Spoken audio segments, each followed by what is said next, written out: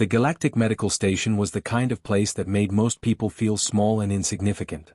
It floated in orbit around Nexus Prime, a massive structure of gleaming metal and glowing windows that stretched for kilometers in every direction. Inside, the best doctors from dozens of different species worked with technology that seemed like magic to anyone who didn't understand the science behind it. They could cure diseases that had wiped out entire populations centuries ago. They could regrow limbs, repair damaged organs, even extend lifespans by decades. But here's the thing about advanced medical facilities: they run on rules. Lots and lots of rules. You couldn't just show up and expect treatment. You needed to be registered in the system. You needed citizenship papers from a recognized government. You needed insurance or the ability to pay, and the costs were astronomical. There were waiting lists and priority rankings and forms to fill out in triplicate. The whole system was designed to be fair and efficient, which really meant it was designed to process the people who fit neatly into the right categories while quietly filtering out everyone else. The station handled hundreds of patients every day, everything from routine checkups to complex surgeries that took teams of specialists weeks to complete. The staff was professional and competent. They saved lives constantly. But they did it by the book, because that's how you maintained order in a facility that served so many different species with so many different needs. It was the middle of a typical busy cycle when everything went sideways. The docking bay alarms started screaming, and security personnel grabbed their weapons and rushed toward the source of the disturbance. What they found wasn't a hostile ship or a terrorist attack. It was a dragon, and she'd clearly forced her way through the docking protocols without waiting for clearance or following any of the safety procedures. Dragons showing up at places they weren't expected was nothing new. They'd been doing that for 30,000 years. What was new, what made even the toughest security officers stop and stare, was the state this dragon was in. She was small for a dragon, maybe 20 meters from nose to tail, which still made her bigger than most spacecraft in the docking bay. Her scales should have been brilliant and colorful, but instead they looked dull and faded, like she hadn't slept or eaten properly in days. But the really heartbreaking part was what she was carrying. Cradled carefully in her front claws, protected against her chest, was a baby dragon. The little thing couldn't have been more than a few months old, roughly the size of a 10-year-old human child. Its scales were supposed to be bright and healthy, but instead they had this grayish tint to them, like ash or smoke. You could see its tiny chest heaving with the effort of breathing, each breath obviously painful and difficult. The mother dragon's eyes were wild with panic and exhaustion. She'd clearly pushed herself to the absolute limit to get here. When security approached with weapons raised, she didn't attack or threaten.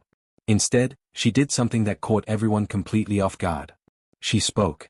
Dragons had only started speaking to other species recently, and most still chose not to, but this one was desperate enough to try. Her voice was rough, like she wasn't used to forming words in galactic standard, but the meaning was crystal clear. Please. My baby. Dying. Help. Please. She kept repeating it, over and over, each time her voice breaking a little more. The security team didn't know what to do. They trained for hostile encounters, for unregistered ships, for medical emergencies involving recognized species. Nobody had a protocol for a dragon begging for medical help. They called for backup and for medical staff and basically anyone who might know how to handle this situation. Dr. Valen arrived within minutes. He was the medical director, a Corinthian with decades of experience and a reputation for handling complex cases.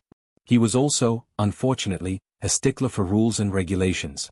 He approached the dragon cautiously, keeping a safe distance, and asked her to explain the situation. The dragon, who managed to give her name as Skyfire, explained as best she could. Her baby had gotten sick about 2 weeks ago. At first, it seemed like nothing serious, maybe just a small infection or digestive issue. But it got worse rapidly. The hatchling couldn't breathe properly. It stopped eating. Its scales started losing color and turning gray. Skyfire had no idea what was wrong. Dragons didn't get sick like this normally. They were incredibly resilient creatures. She'd heard stories about the Galactic Medical Station, about how they could cure anything with their advanced technology. She'd flown across 3 star systems, barely stopping to rest, hoping that someone here could save her child. She tried everything she knew how to do, every remedy that dragons passed down through their long memories, and nothing worked. This was her last hope. Dr. Valen listened to all of this with professional sympathy, which is different from actual sympathy. When Skyfire finished, he explained the problem. Dragons weren't part of the galactic medical system. They had no citizenship, no government representation, no insurance coverage.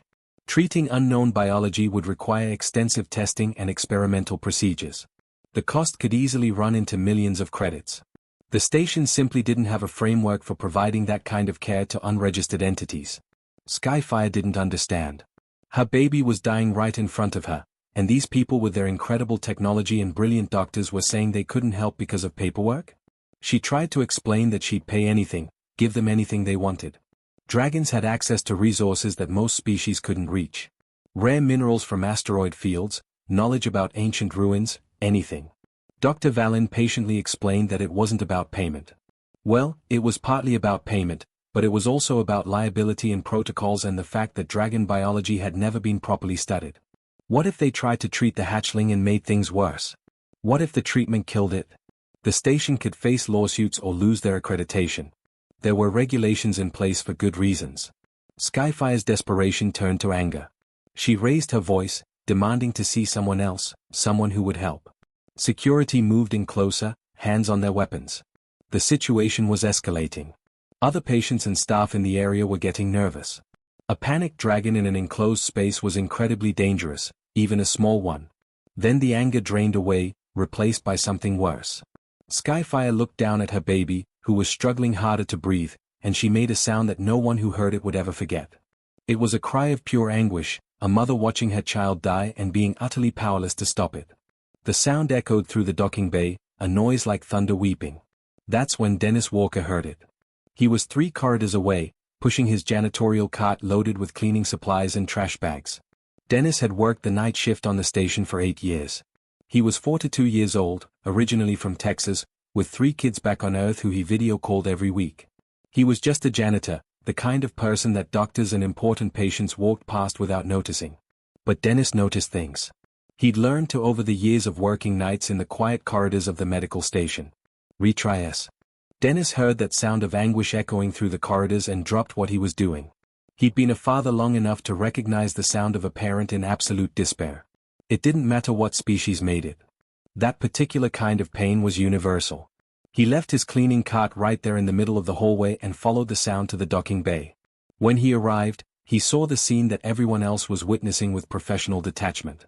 The desperate dragon mother, the tiny dying baby, the ring of security officers with weapons drawn, and Dr. Vallon explaining in his calm, reasonable voice why nothing could be done.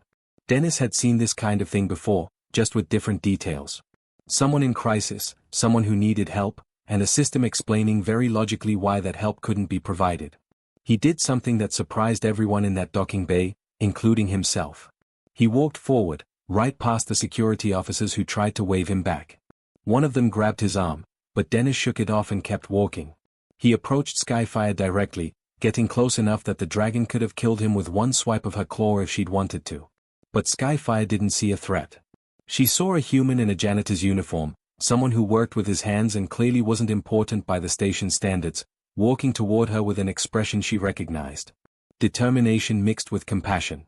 Dennis looked up at the massive dragon, then down at the struggling baby in her claws. "I'll help you," he said simply. "I don't know how yet, but I promise you, I won't let your baby die without trying everything possible." It was a crazy thing to say. Dennis had no medical training beyond basic first aid. He had no authority to make promises about medical treatment. He had no resources, no money, no power within the station hierarchy. He was a janitor who made 22 credits an hour and whose most impressive job skill was knowing how to get stubborn stains out of various types of flooring.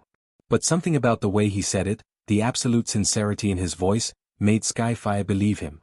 Her massive eyes locked onto his face, searching for deception or false hope, and found neither.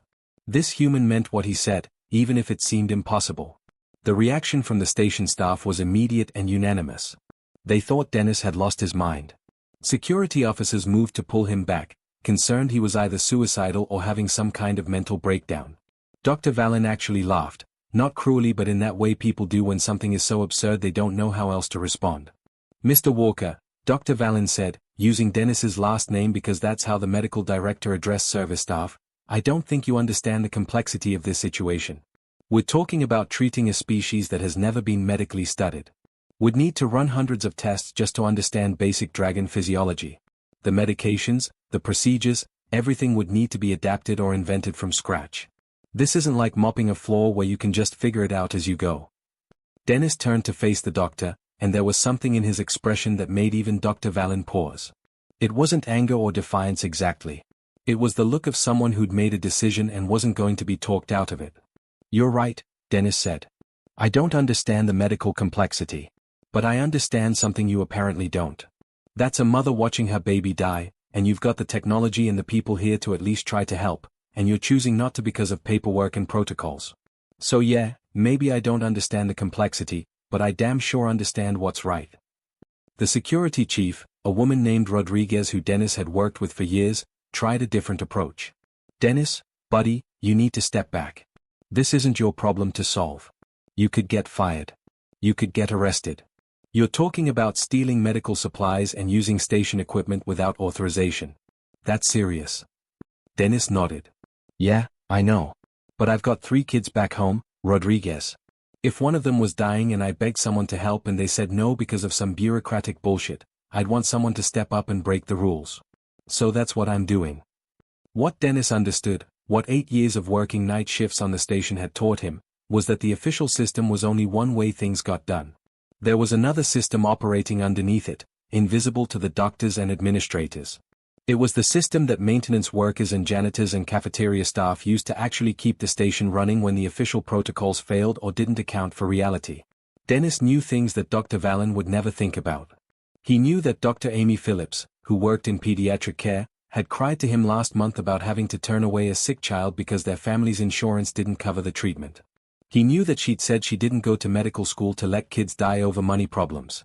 Amy would help if he asked her, he was almost certain.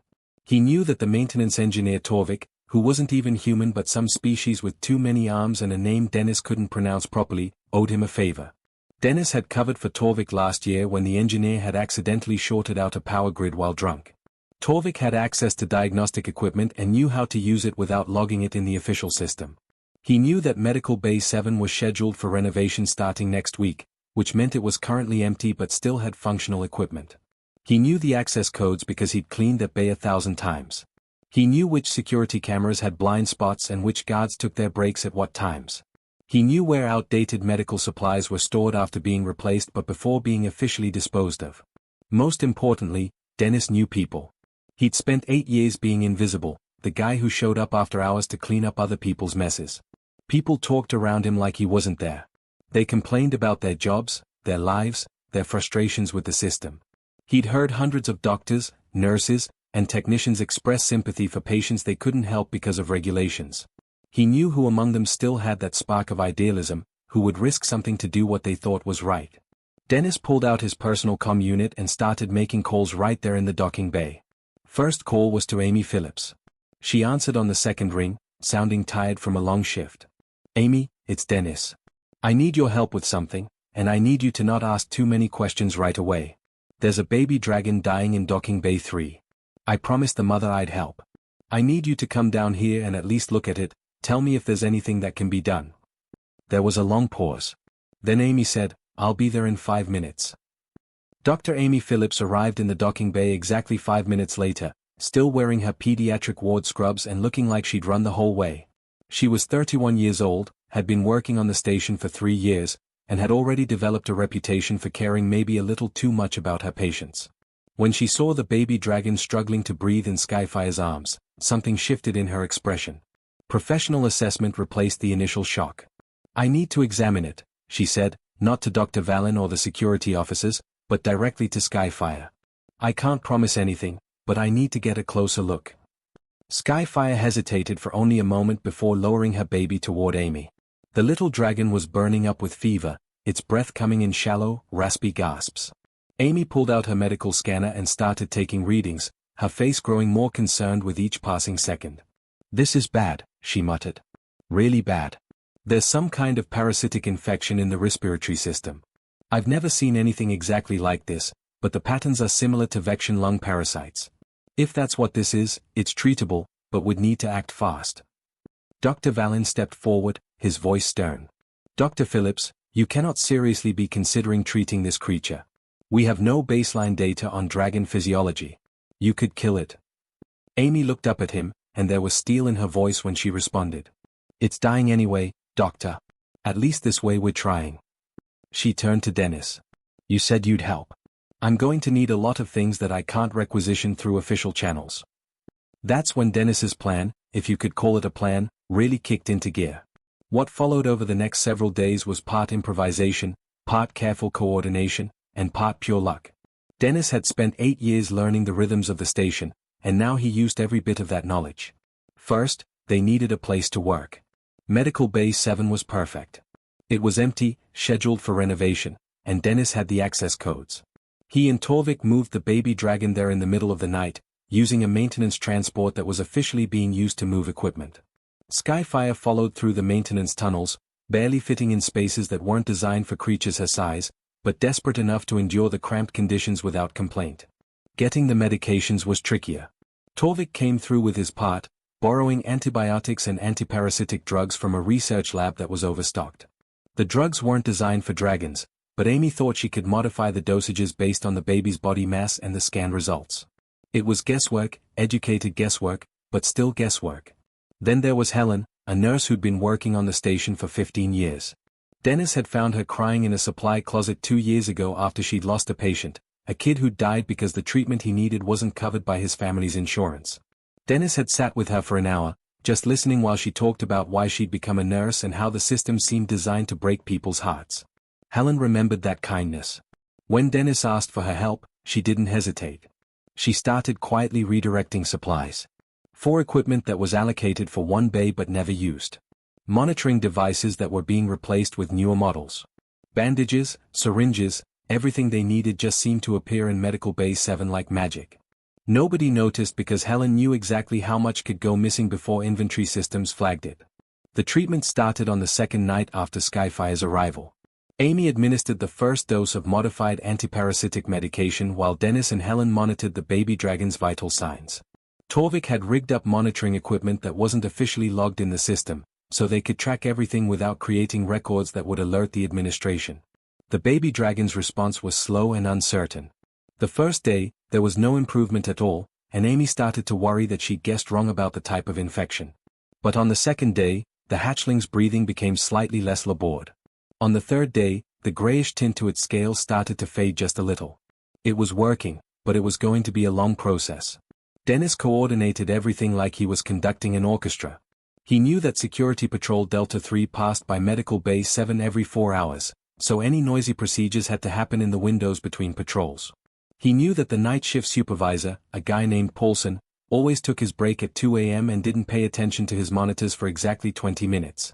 He knew which hallways had broken security cameras that hadn't been fixed yet because maintenance was backlogged. More people got involved as word spread through the station's underground network of support staff. A cafeteria worker named Maria started setting aside extra food, supposedly for waste disposal, but really so Dennis could feed Skyfire. The dragon was too large to leave the maintenance tunnels without being spotted, and she was slowly starving. Maria's waste included perfectly good meals that kept Skyfire alive. A young technician named Gary, who worked in the power distribution center, made sure that Medical Bay 7 had all the electricity it needed without triggering any usage alerts. He balanced the numbers by slightly reducing power to other areas that wouldn't notice the difference. Even the station's AI systems got inadvertently involved. Dennis had noticed years ago that if you filed maintenance requests in a certain way, the AI would automatically adjust schedules and access permissions without human oversight. He used that quirk to make sure no one was assigned to check on Medical Bay 7 during the renovation period. Skyfire stayed in those cramped maintenance tunnels, barely able to move, watching through a small window as strangers worked to save her child. Dennis visited her every night, bringing food and giving her updates. He'd sit next to the massive dragon and talk to her about his own kids. His daughter Emily, who wanted to be a doctor, his son Tyler, who was obsessed with old Earth cars, his youngest daughter Megan, who just lost her first tooth. Dennis knew they couldn't stay hidden forever. Medical facilities run on careful tracking systems, and eventually someone would notice the irregularities. Medications disappearing from inventory, power usage in a supposedly empty bay, unauthorized access to restricted areas. It was only a matter of time before the trail led back to Medical Bay 7. That moment came on the 5th day of treatment. The baby dragon had finally stabilized. Its breathing was almost normal, and the gray tint had faded from its scales, replaced by a healthy iridescent sheen. But it still needed at least 3 more days of treatment to completely clear the infection. If they stopped now, the parasites would come back stronger, and the hatchling would die. Dr. Vallon had been conducting his investigation personally, following the breadcrumb trail of missing supplies and irregular access logs. He was methodical and thorough, which is what made him good at his job but also meant he eventually found everything. When his analysis pointed to Medical Bay 7, he gathered a security team and headed there immediately. Dennis was there when they arrived, along with Amy, Helen, and Torvik. The baby dragon was sleeping peacefully for the first time in days, hooked up to various monitors and 4 lines. Skyfire was visible through the window that connected to the maintenance tunnel, her massive form pressed against the glass, watching her child with fierce protective intensity. Dr. Vallon took in the scene with an expression that was hard to read. Anger, certainly. Probably disappointment. Maybe a touch of grudging respect for the sheer audacity of what they pulled off. He stood there in silence for a long moment before speaking. Mr. Walker, Dr. Phillips, all of you. What you've done here is illegal on multiple levels. Theft of medical supplies, unauthorized use of station facilities, treating a patient without proper authorization, falsifying access logs. I could have all of you arrested and prosecuted. Dr. Phillips, you'd lose your medical license. Mr. Walker, you're looking at possible jail time, not just termination. Dennis stepped forward, positioning himself between Vallon and the baby dragon. He wasn't a big man, and he certainly wasn't intimidating, but there was something in his stance that said he wasn't moving. Do what you need to do, doctor. But that baby needs 3 more days of treatment. After that, you can fire me, arrest me, whatever. Just let us finish. Vallon's 3 eyes narrowed. You don't seem to understand the position you're in. I can shut this down right now. I should shut this down right now. This entire operation is a liability nightmare. Amy spoke up, her voice shaking slightly but determined. The baby will die if we stop treatment now. The infection will come back, and it'll be resistant to the medications. We've come this far. Please, just let us finish. That's when they heard the sound of footsteps in the corridor outside. Lots of footsteps. The door to Medical Bay 7 opened, and people started filing in. Not security reinforcements, but staff members. Helen's friend Rachel from the nursing pool. Maria from the cafeteria with 2 of her co-workers. Gary from power distribution. A maintenance worker named Frank who'd helped Dennis cover for his absences. They kept coming. Junior doctors who'd heard about what was happening. Technicians who'd been quietly helping without Dennis even knowing. Orderlies and janitors and cafeteria workers and cargo handlers.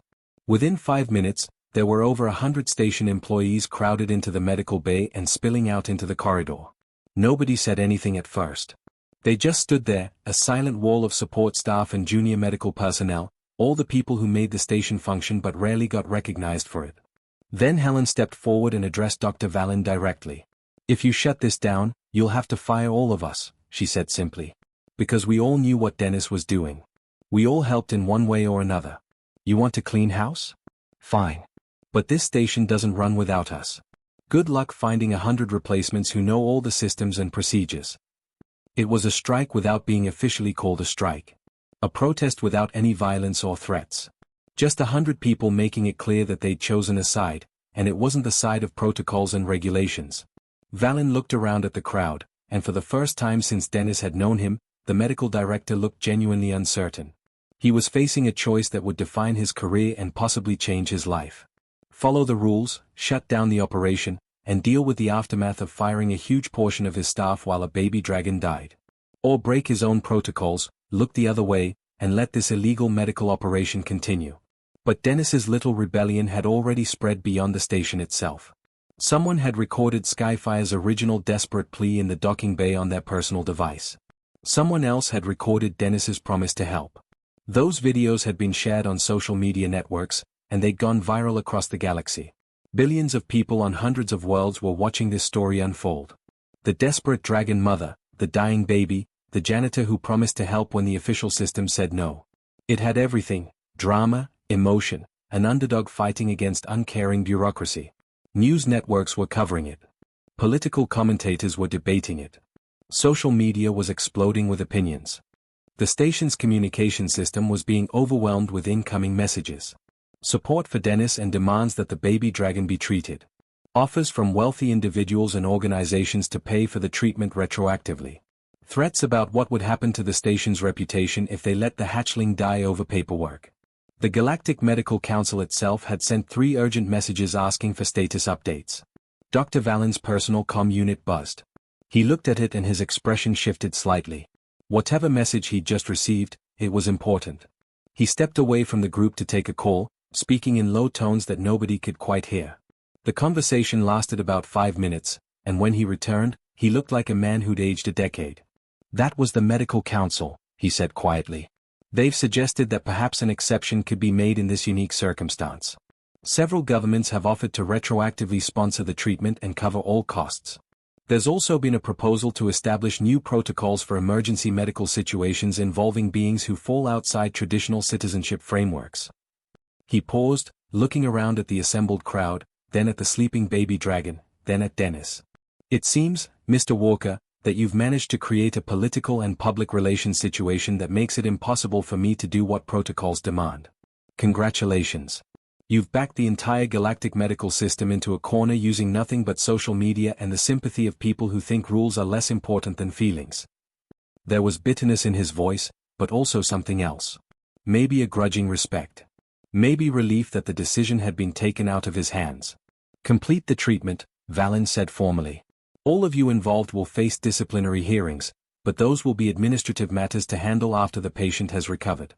And Mr. Walker, if you ever pull something like this again, I will personally ensure you never work in any medical facility anywhere in known space." Dennis nodded, accepting the terms. "Fair enough, Doctor. Thank you." The baby dragon made a full recovery over the next week. Dennis was there every day, watching as the little creature went from struggling to breathe to playing with the medical equipment like it was a toy. The transformation was remarkable. The hatchling scales went from that sickly gray to a brilliant copper color that caught the light beautifully. Its eyes, which had been dull and unfocused, became bright and alert and full of the curiosity that baby creatures of any species seem to have. Skyfire was allowed out of the maintenance tunnels once Valen officially authorized the treatment. She stayed close to her baby constantly, never more than a few meters away, watching every procedure with intense focus. When the final treatment was administered and Amy declared the hatchling completely free of infection, Skyfire did something that nobody expected. She carefully picked Dennis up in one massive claw, lifted him to eye level, and touched her snout gently to his forehead. Dennis learned later that this was a dragon gesture reserved for family members, a sign of deep respect and eternal gratitude. Skyfire spoke to him in that rumbling voice that made the air vibrate. "You are packed now. You are family. My child lives because you cared when no one else would. This debt can never be repaid, but it will never be forgotten."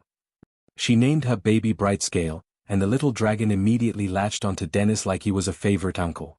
Every time Dennis visited, Brightscale would make happy chirping sounds and try to climb on him, despite already being the size of a large dog and growing bigger by the day. The consequences for Dennis and the others who helped were complicated. Technically, they'd all been fired for multiple violations of station regulations. But those dismissals came with immediate job offers for different positions. Dennis was offered a role as a patient advocate, working to help people who fell through the cracks of the medical system. Amy was given a promotion to head a new emergency care division. Helen and the other nurses received commendations for their dedication to patient care. Dr. Valen himself underwent changes, though he'd never admit they were because of Dennis. He started pushing for reforms in how the medical station handled edge cases and unusual situations. He argued at medical council meetings for more flexibility in emergency protocols. People who'd worked with him for years said he seemed different, less rigid, more willing to bend rules when the situation called for it. But the real impact of what Dennis did spread far beyond one space station. The story became galactic news, discussed everywhere from government chambers to dinner tables. People who'd never thought much about how medical systems worked suddenly had opinions about healthcare access and bureaucratic barriers. The phrase "do a Dennis Walker" became slang for breaking rules to do the right thing. Medical stations across the galaxy started implementing what became known as Walker protocols. The basic idea was simple: in immediate life-threatening emergencies, treatment happened first and paperwork came later. Citizenship status, insurance coverage, ability to pay, all of that could be sorted out after the patient was stable. Lives were more important than administrative convenience. It wasn't a perfect system. There were complications and abuses and ongoing debates about how to fund it properly. But it was better than what existed before, and it saved lives that would have been lost to bureaucracy. dragons found themselves in a strange new position in galactic society. For millions of years, they'd existed outside formal government structures, neither seeking nor receiving recognition from anyone. Now, suddenly, dozens of governments were offering them diplomatic status, citizenship options, and representation in various councils and assemblies. Most dragons politely declined. They'd been independent for too long to suddenly start joining governments and filling out forms. But some of the younger dragons were curious about this new possibility. A few accepted citizenship offers, becoming the first dragons to formally join galactic civilization. Medical facilities began developing treatment protocols for dragon physiology, using the data that Amy had gathered during those desperate days of improvised treatment. The Galactic Medical Council underwent major reforms that took years to fully implement. The scandal of almost letting a baby dragon die because of paperwork while possessing the technology to save it was too damaging to ignore. New oversight committees were established, many staffed by people from working-class backgrounds who understood what it was like to be invisible in systems designed by and for elites. Dennis went back to Earth briefly after everything calmed down. He was met at the spaceport by his wife and 3 kids, who'd been watching the news and couldn't believe their dad had become famous. There were interview requests and speaking invitations and even a few political organizations asking if he'd consider running for office. Dennis declined almost everything. He wasn't comfortable with attention or fame. But he did accept the patient advocate position back on the station. He discovered he was good at navigating the system from the inside, using his knowledge of how things really worked to help people who needed it. He became the go-to person for unusual cases and difficult situations, the guy who could figure out creative solutions when the official channels failed. Skyfire and Brightscale visited regularly. The baby dragon grew quickly, and by its first birthday was already the size of a shuttlecraft. Brightscale adored Dennis and would get excited whenever he appeared, making happy rumbling sounds and trying to nuzzle him despite being way too large for that to be practical or safe. The dragon became a regular visitor to the station's pediatric ward, where sick children got to meet a real dragon and hear stories about adventure and recovery. Other dragons started coming to the station, sometimes for medical treatment but often just to meet the human who'd proved that someone cared enough to risk everything for a dragon child. Dennis found himself becoming an unofficial ambassador between dragons and the rest of galactic civilization. He'd have conversations with ancient beings who'd witnessed civilization's rise and fall, and they'd treat him with respect and genuine friendship. The station erected a small plaque in Medical Bay 7, which was renovated and turned into the Walker Emergency Care Unit. The plaque didn't mention medical achievements or technological breakthroughs. It simply read, "Here, Dennis Walker, a janitor, reminded us that no job is too small to make a universe of difference. No rule is so important that it justifies ignoring a mother's desperate plea for her child's life." Years later, journalists would occasionally track Dennis down and ask why he'd done it. Why had he risked his job, his freedom, possibly his life to help a creature he'd never met before? His answer was always the same, delivered in his simple Texas drawl that never quite adapted to sophisticated galactic speech patterns. "I'm a dad," he'd say. "I know what it's like to worry about your kids, to feel helpless when they are hurting. When I heard that mother begging for help, I didn't see a dragon or an alien or a complicated medical case. I saw a parent who needed help in a system that was failing her. What kind of person would I be if I just walked past that? What kind of example would I be setting for my own kids?" The galaxy learned a lesson that humanity had often had to teach it throughout history. Sometimes the most important people aren't the ones with impressive titles or advanced degrees or positions of authority.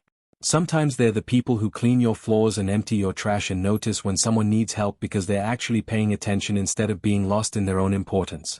And somewhere in the vastness of space, a young dragon named Brightscale flies with its mother, both alive and healthy because a janitor from Texas decided that compassion mattered more than keeping his job. Retry.